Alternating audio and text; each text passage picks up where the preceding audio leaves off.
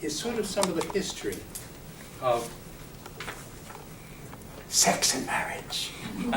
First sex, then marriage. After that, I want to talk about some of the canon law of marriage. When I talk about the canon law of marriage, I want to talk about the stuff that the canon lawyers say make a marriage not null, but invalid. We'll talk about a distinction between the term nullity and invalidity. Then I want to talk about the way this sly, foxy Pope has simplified the process for annulments, really simplified it. And then, after we talk about that, what I want to just spend some time talking with you about. This is something that I don't think touches it. Are any of you divorced and remarried? Divorced and remarried, okay. I want to talk about, and I have a whole packet for you, on the possibility of the reception of communion for the divorced and remarried.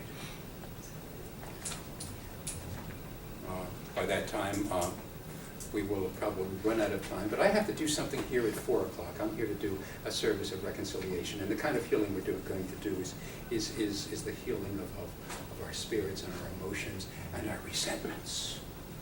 Okay, and we have a little program. We'll do just about 20 minutes worth. Okay, but between 3 and 4, I'll be here, and we can continue our conversation individually or collectively, however you would like. As I continue to talk, if I offend you by making fun of canon lawyers and you're upset, raise your hand and I'll try to apologize.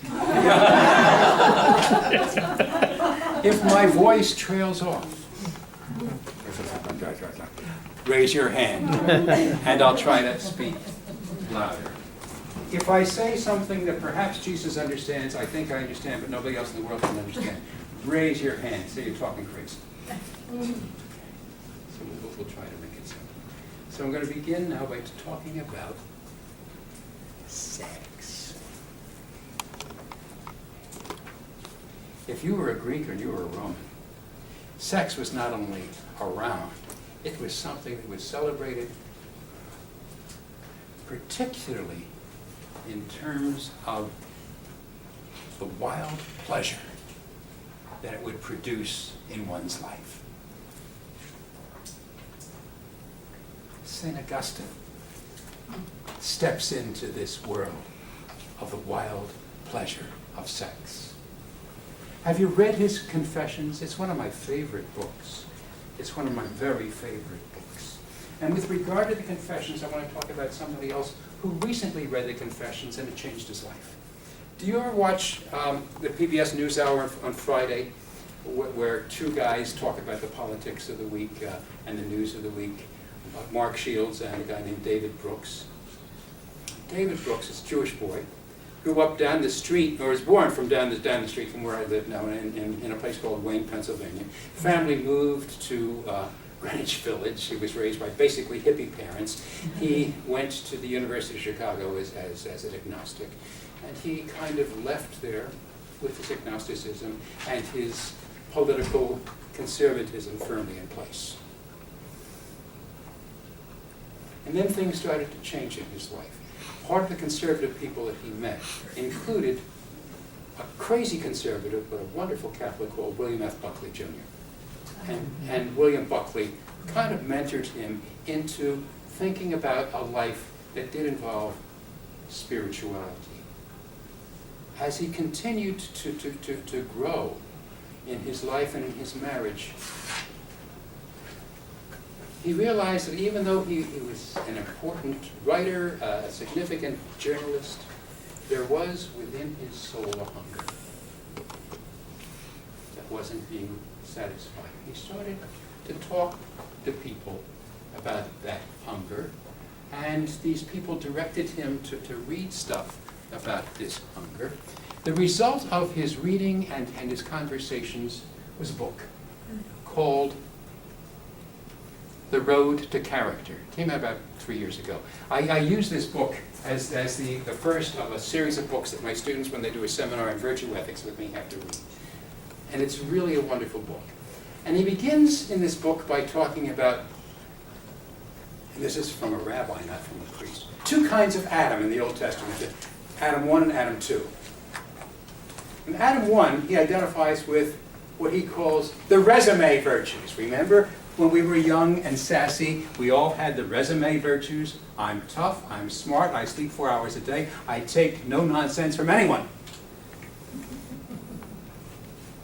And he says,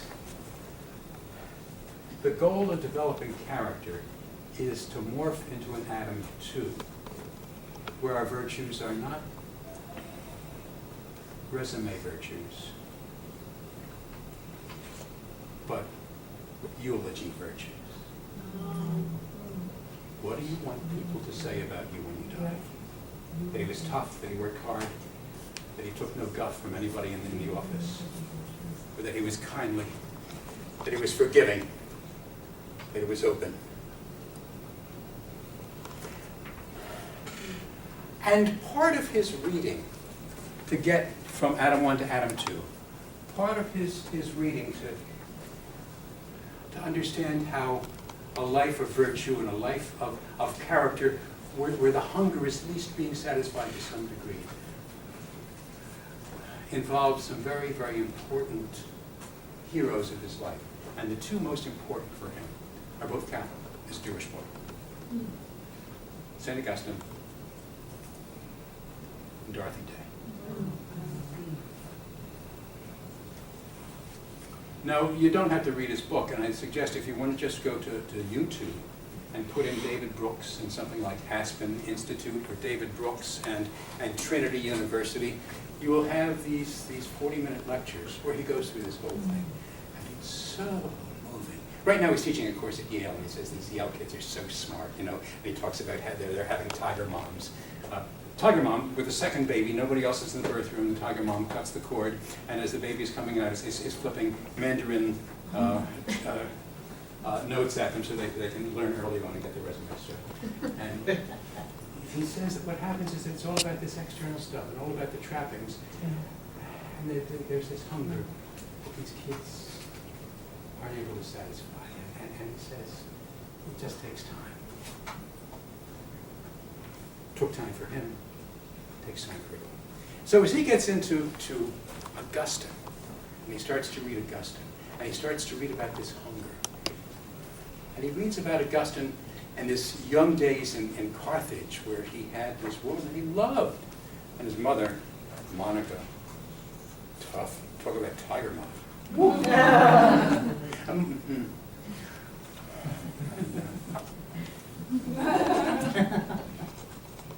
Peter Brown used to, at Princeton, has done 2 volumes on, two editions of his biography, Augustine. And in the second one, he tells this great story about, they were about to sail from Austria to go back. And so I left some papers off the ship, and I thought, I'll be right back. And he got off and he hid from her. Wanted to be away from her. She was really, really tough. The way she dealt with an abusive husband, and a son that she was trying to tiger mom, where she drank. And twice in the Confessions, he says that Monica was referred to as a swiller of wine. Saint Monica? Saint Monica, yeah, she was a drunk.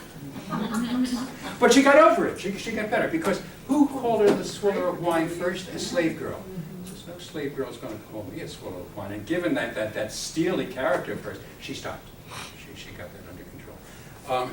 But her husband apparently continued to be flagrantly a philanderer and also abusive. So Augustine comes in, and he's doing this wide-eyed sex thing. Man, he's going crazy. He's living in what he calls this steaming cesspool of Carthage. And it was largely about sex and pleasure, because that's what the Roman system was about, sex and pleasure. But he got involved with this woman who's never named. She's never named in the Confessions. And he's with her for 14 years. And the mother says, she's really lower class. She's really trailer trash. You can't think about getting married to her. So we put her out. And got involved with another woman who, in fact, he did not marry. Had a child called Deodatus. Given by God. The child died. I'm sorry, Monsignor, would No, you scream? Oh, the child died. Okay, I mean, Of Deodatus, with the gift of God, his name was child died. But someplace along the line, he experienced that sex was more than simply pleasure. That sex had to do with something else too. And so, later on, as he is the Bishop of Carthage, thinking about sex and writing about sex, okay, here's the rule about Augustine. She who says she's read all of Augustine lies. She who says she understands Augustine lies. But a couple of things that he says, and one is a great misinterpretation. He says that the problem with sex is this, that the pleasure is so overwhelming. You get stuck there. You get stuck in the pleasure. And you never get beyond the pleasure to the partner. Or if you get beyond the pleasure of the partner, you never get beyond the partner to the transcendent possibilities that partner is instantiating, is showing forth. And so he says, every time you have sex, there is, and I'm going to use this Latin term, you have a malitia venialis. Now people translate that as every time you have sex you commit a list of venial sin. That's not what he said. That's what people interpreted it. John Jules, in the big fat commentary on the Code of Canon Law, in his History of Marriage, says venial sin. He's wrong. Malitia does not mean sin. It means, like, you California people understand this better than I do, a fault, a fault line. There's this little fault line where you can get stuck in that pleasure and not get beyond it. And so Augustine, understanding this, says, if it's going to work, you've got to get beyond the pleasure to the partner. And you've got to get beyond the partner to love, the genuine article. How do I know that I'm getting beyond the partner to love, the genuine article? How do I know that when I say to my partner, I love you, I really mean I love you, and I don't mean I love me and I want you? Augustine suggests there are three tests, external. One is, in this relationship of pleasure, partner, transcendence, is it going to be open to a family? Is it going to be open to more than just you and Drizella? That's one of, in Disney, of course, as you know, that's one of the evil stepsisters. Anastasia is here. But who knows about Disney? Who wants to know about Disney? One is children. The second is faithfulness. Now, when Augustine is talking about faithfulness, he's not talking about Leroy Brown faithfulness with the girl named Doris at the end of the bar. He's talking about that, but he's also talking about being faithful to the needs, including the sexual needs of the partner. This is Augustine. Everybody says Augustine hates sex. And the third thing is what he calls bonum sacramenti, the bonum of a commitment that's as strong as a soldier's commitment to the emperor when he swears allegiance. Allegiance to the partner. So these three goods, children, fidelity to exclusivity and also the sexual needs, and kind of permanence. That's the way he would say, when I say I love you, and I get beyond the pleasure of the partner, it's not just about loving me and wanting me. Now what happened after Augustine? is the canon lawyers are going to weigh in, and they're going to look at these three goods, and they're going to fold these three goods into kind of the core understanding of the object of marital consent. We'll get back to that in a moment, but I just want to tell you where that goes, because Augustine also in that thing called De Bono Conjugale writes something else about his own experience with sex and with that woman who goes unnamed. And he says this: sex and marriage are not goods in themselves. He says they're instrumental goods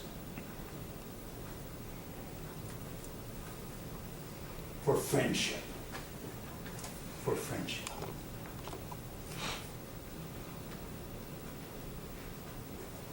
So for Augustine, friendship is kind of the goal of sex and marriage. Friendship is here's that Greek word again when you're this is the language we use in school, the telos of sex and marriage. The canon lawyers lost it. They just talked about contracts, we'll show that in a moment. They talked about the three goods being essential to the object of the contract. And they didn't talk about friendship at all. During Yes. that time, were these bishops married themselves when that was developing? The bishops were allowed to be married probably through about the 4th century. Oh, And so by that time, they weren't. So Okay. to be a bishop, you either had to be celibate or you had to stop having sexual relations with your wife.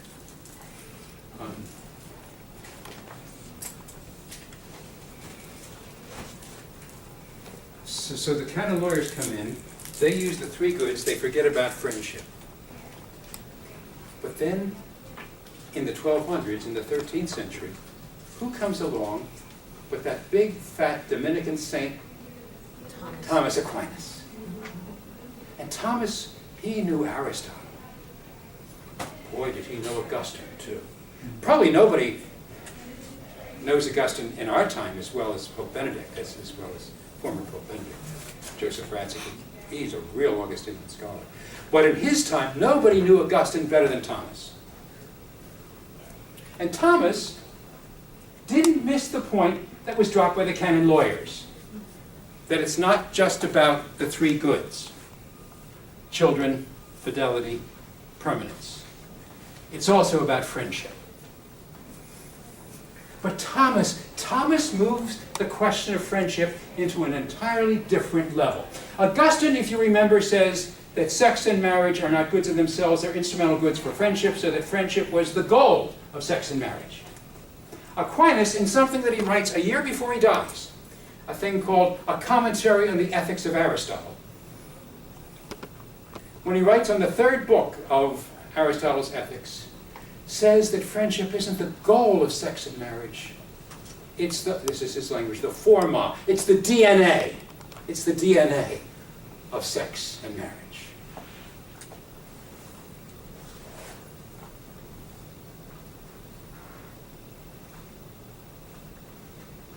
And then, as he comments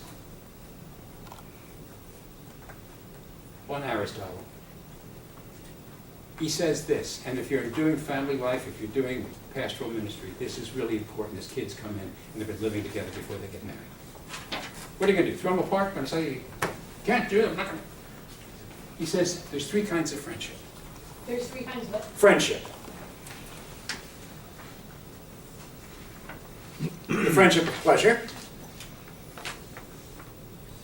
And this is Aristotle saying this, and Thomas is repeating it. 3 kinds of friendship. Pleasure, the friendship of utility, and the friendship of virtue.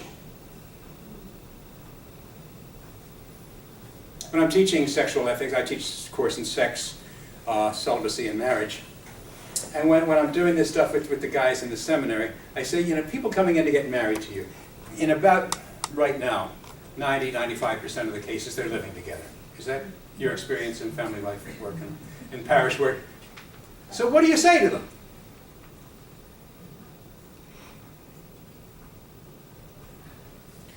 Well, Volunteer. one thing, I mean, research is shown that living together before marriage doesn't improve your chances of not getting divorced. Not at all. Not at all. In fact, the statistics are skewed on that right now, but it seems that it certainly, as you put it, doesn't improve your chances. Absolutely right.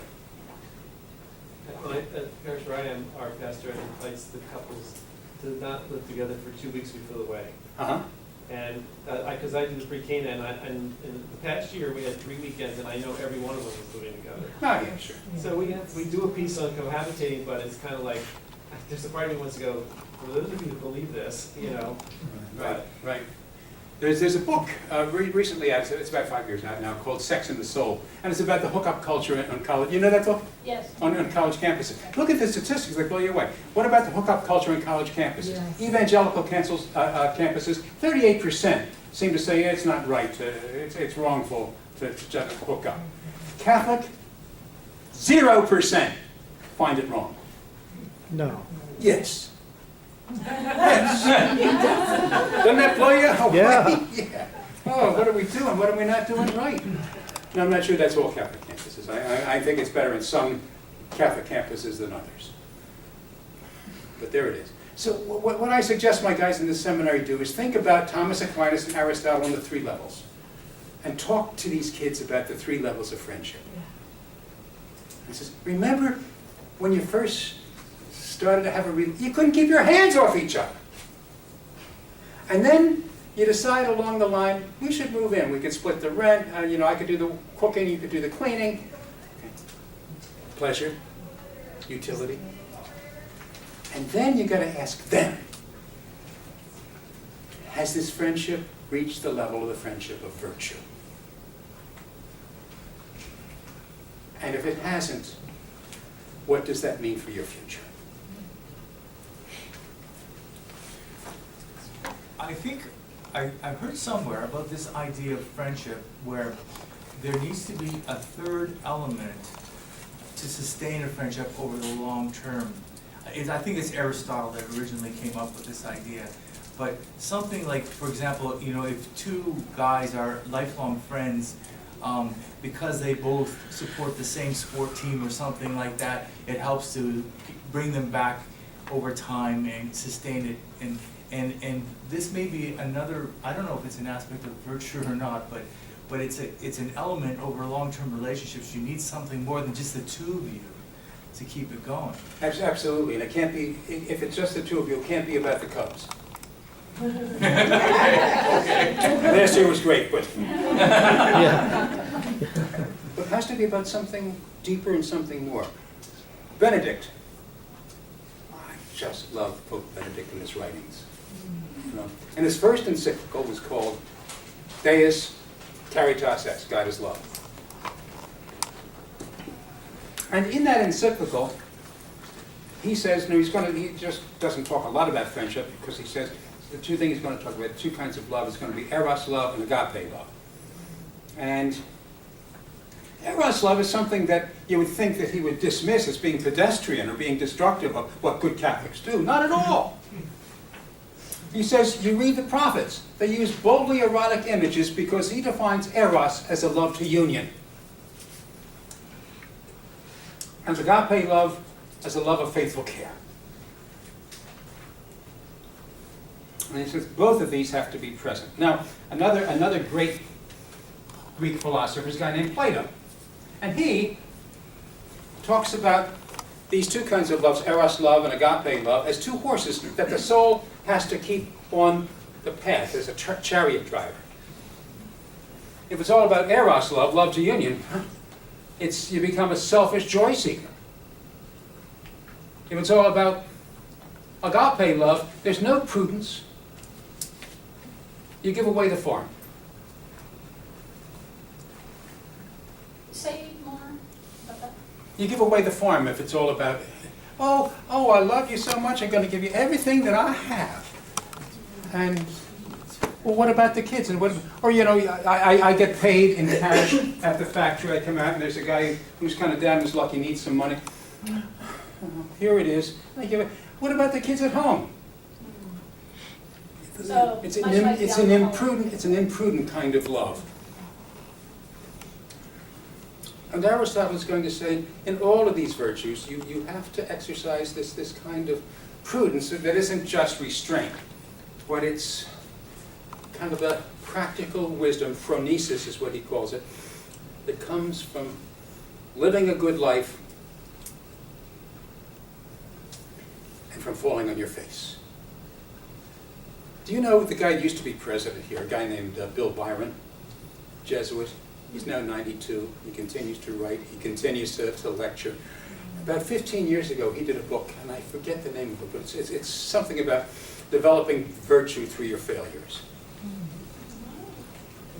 Bill Byron? Byron, B-Y-R-O-N, yeah. You can probably Amazon it for me, give me the correct title in about a minute. Right. And as I saw that title, I said, have you seen that Gatorade commercial for the, the important sports guys who've lost stuff? Serena Williams, Matt, what's his name? The guy from the Atlanta team who lost the Super Bowl this year. Matt Ryan, quarterback of the Falcons. Ryan, yeah. I was going to say Brian. He went to Germantown, Penn Charter, little Quaker school outside of Philadelphia, this little inter-academic league, and this guy is super. And he comes back to Penn Charter and talks to the kids. But all these guys come up, and the voiceover says, and what's the thing that tests your mettle? I said, failure. That's something that people who are divorced understand better than those who aren't divorced. What really tests your mettle? What tells you who you are? Failure. David Brooks, in his book called The Road to Character. What tests your mettle? Failure. And his example is the physical and psychological failure of Samuel Johnson. Ugly man, series of operations that weren't successful. When he ate, food came out of his mouth. He was like OCD. He tried to commit suicide about 4 or 5 times. But in that moment of failure, he realized that success is not this external stuff. That success is internal. It's going down. And Brooks says you hit a floor. He says, oh, okay. You gotta break through that floor and get to the next one. And get to the next one. And finally, in humble truth, you know who you are. People who are divorced have a better chance of doing that than some of the people. I did a wedding 3 years ago for a kid that lives up in Long Island. She has everything going for her. She married a guy with money. They have a place to go to in the Hamptons. They got a boat. They have a kid. And all these trappings. And I hope her life is going to be good. But I hope that she and her husband are able to go down through those floors.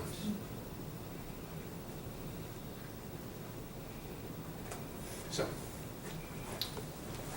Thomas Aquinas understands sex. The DNA of sex and marriage is friendship. 3 kinds of friendship. Pleasure, utility, virtue. The canon lawyers who have been in after Augustine continue to be in and to write stuff on sex and marriage after Aquinas. And when they do, they write about marriage as a contract in which the right